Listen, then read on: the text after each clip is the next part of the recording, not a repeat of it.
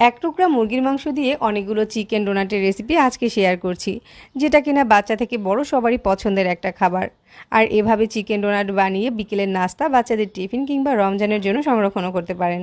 তো ডোনাট বানানোর জন্য প্রথমেই এখানে এক টুকরা মুরগির বুকের মাংস নিয়েছি। মাংসটাকে এবার একটু ছোট করে কেটে নিব।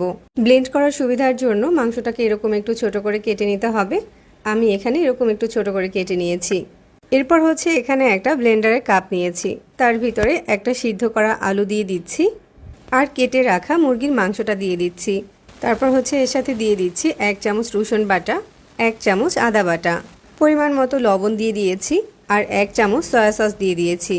1 চামচ দিয়েছি লাল মরিচের গুঁড়া, 1 চামচ দিয়েছি কালো গোলমরিচের গুঁড়া। ডোনাটের টেস্টটাকে ব্যালেন্স করার জন্য হাফ চামচের মতো চিনি দিয়ে দিয়েছি। 1 চামচ কর্নফ্লাওয়ার দিয়েছি, 2 চামচের মতো ধনেপাতা কুচি দিয়ে দিয়েছি আর লাল দেখে 2টা কাঁচামরিচ দিয়ে দিয়েছি। 1 টেবিল চামচ টমেটো কেচাপ দিয়ে দিয়েছি। এখন 2 পিস পাউরুটি নিয়ে সাইডের অংশটা বাদ দিয়ে তারপর ছোট টুকরো করে এই মাংসের সাথে নিয়ে নিচ্ছি। এই মাংসের সাথে যেহেতু কোনো ফ্যাট নেই, তাই এখানে 2 টেবিল চামচের মতো রান্নার তেল দিয়ে দিয়েছি। এবার এই সব কিছু একসাথে ব্লেন্ডারে ব্লেন্ড করে নিব। এই তো এখানে আমি সব কিছু খুবই স্মুথ করে ব্লেন্ড করে নিয়েছি।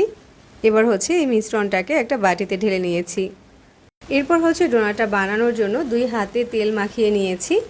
তারপর এখান থেকে পরিমাণ মতো ডোনাটের মিশ্রণ নিয়ে হাত দিয়ে একটু গোল করে নিচ্ছি আর এটাকে হালকা একটু চ্যাপটা করে দিচ্ছি। এরপর এ ধরনের আমি ছোট সাইজের একটা কুকি কাটার নিয়েছি, ওটা দিয়ে মাঝখানের অংশটাকে কেটে নিচ্ছি। এখন মাঝখান থেকে কুকি কাটারটা উঠিয়ে নিলেই কিন্তু একটা ডোনাট তৈরি হয়ে যাবে। তবে ডোনাট তৈরি করার জন্য যাদের কাছে কুকি কাটারটা থাকবে না, তারা হাতের তালুতে মিশ্রণটাকে একটু ঘুরিয়ে চ্যাপটা করে নিয়ে মাঝ বরাবর এভাবে একটু আঙুল দিয়ে ছিদ্র করে দিলেই কিন্তু ডোনাট তৈরি হয়ে যাবে। এরপর এখানে বড় সাইজের একটা প্লেট নিয়ে তার ভিতরে কিছুটা তেল ব্রাশ করে দিচ্ছি আর যে ডোনাটগুলো তৈরি করেছি ওগুলোকে রেখে দিচ্ছি। এখানে আমি কিন্তু বেশ কিছু ডোনাট বানিয়ে নিয়েছি। এবার এই ডোনাটের প্লেটটাকে আমি ডিপ ফ্রিজে আধা ঘন্টার জন্য রেখে দিব, যাতে করে ডোনাটটা হালকা কিছুটা শক্ত হয়ে যায়। একটা বাটিতে 2টা ডিম ভেঙে নিয়েছি, ডিমটাকে খুব ভালো করে ফেটিয়ে নিচ্ছি। অন্য একটা প্লেটে হাফ কাপ ময়দা নিয়ে নিয়েছি, তার সাথে পরিমাণ মতো লবণ আর 1 চামচ মরিচের গুঁড়া দিয়ে মিশিয়ে নিচ্ছি। আধা ঘন্টা পরে ডোনাটগুলোকে ফ্রিজ থেকে বের করে নিয়েছি। ডোনাটগুলো কিছুটা শক্ত হয়ে সেট হয়ে গিয়েছে। ডোনাটটাকে প্রথমেই এই ময়দার সাথে কোট করে নিব। ভিতরের গোল অংশটাতেও ময়দাটাকে খুব ভালো করে লাগিয়ে দিতে হবে। এরপর ফেটিয়ে রাখা ডিম দিয়ে ডোনাটটাকে কোট করে নিতে হবে। ডিম থেকে উঠিয়ে ডোনাটটাকে আমি ব্রেড ক্রামের উপরে রাখছি। এবার শুকনো হাত দিয়ে ডোনাটটাকে ব্রেড ক্রাম দিয়ে খুব ভালো করে কোট করে নিতে হবে। ভিতরের গোল অংশটাতেও যাতে ব্রেড ক্রামটা খুব ভালো করে লাগে, এটা খেয়াল রাখতে হবে। ব্রেড ক্রামসটা হাতের কাছে না থাকলে টোস্ট বিস্কিটের গুঁড়া দিয়েও এই ডোনাটটাকে কোট করে নেওয়া যাবে। এই তো ব্রেড ক্রামস দিয়ে আমি ডোনাটটাকে খুব ভালো করে কোট করে নিয়েছি। এখানে আমি সবগুলো ডোনাটকে ব্রেড ক্রামস দিয়ে কোট করে নিয়েছি।